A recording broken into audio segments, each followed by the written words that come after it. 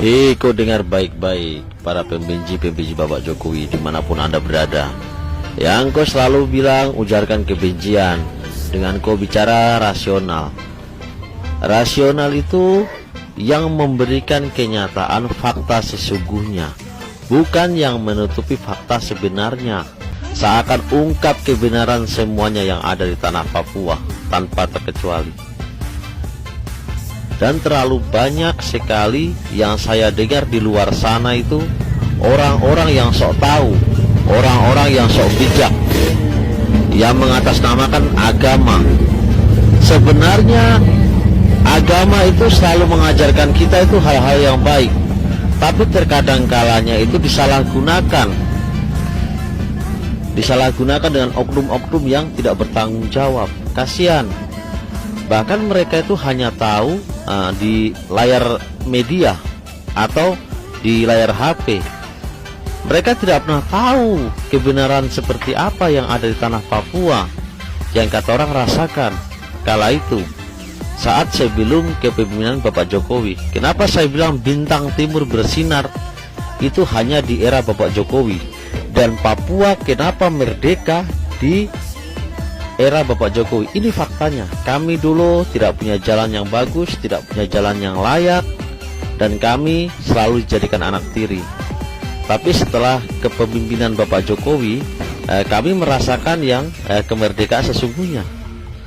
Bahkan kebanyakan yang pembenci Bapak Jokowi itu, yang saya lihat-lihat itu hanya segelintir orang, tapi yang mengatasnamakan masyarakat. Itu kan aneh. Mengadu domba kiri kanan, ngomong yang tidak masuk akal, tidak pernah membenarkan fakta yang sesungguhnya yang ada. Dan yang saya tahu, para pembenci Bapak Jokowi itu adalah orang-orang yang dikala dulu dibubarkan ormasnya. Itu saya sebagai seorang sopir di sini, saya menyuarakan keadilan karena apa? Kami di sini sebagai sopir dulu tidak punya jalan yang bagus, tidak memiliki akses listrik, jaringan internet dan yang lain-lain. Tapi setelah di era Bapak Jokowi, kami mendapatkan segalanya.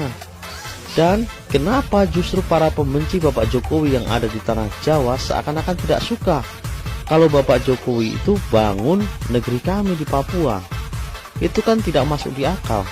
Sedangkan negara Indonesia ini bukan hanya di Pulau Jawa, bahkan dari Sabang sampai Merauke.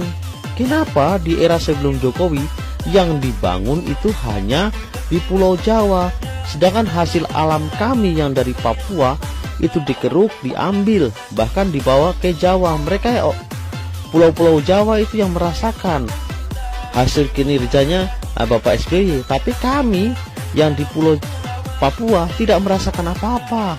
Kita cuma hanya dapat ampasnya.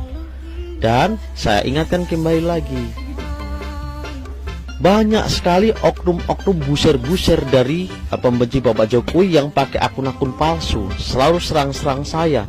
Sampai bahkan ada yang mau kasih saya uang 3 juta buat hapus kebenaran viti-viti dari Bapak Jokowi yang ada di tanah Papua. Saya bilang, daripada saya harus jual kebenaran demi menutupi kebohongan, lebih baik kalian datang ke Papua. Saya ongkosin, saya biayai kalian selama di Papua. Saya akan tunjukkan semuanya kebenaran yang ada di tanah Papua, dari ujung timur sampai ujung utara, dari kota Sorong sampai Maibrat. Bahkan kalian yang di Jawa itu hanya tahu Papua itu tentang tambang Freeport, tambang emas. Padahal kalian cuma hanya tahu katanya dan katanya. Papua itu luas, bukan hanya yang kau tahu dari tambang emas saja. Dan di daerah Sorong sampai Maibrat tidak ada namanya emas.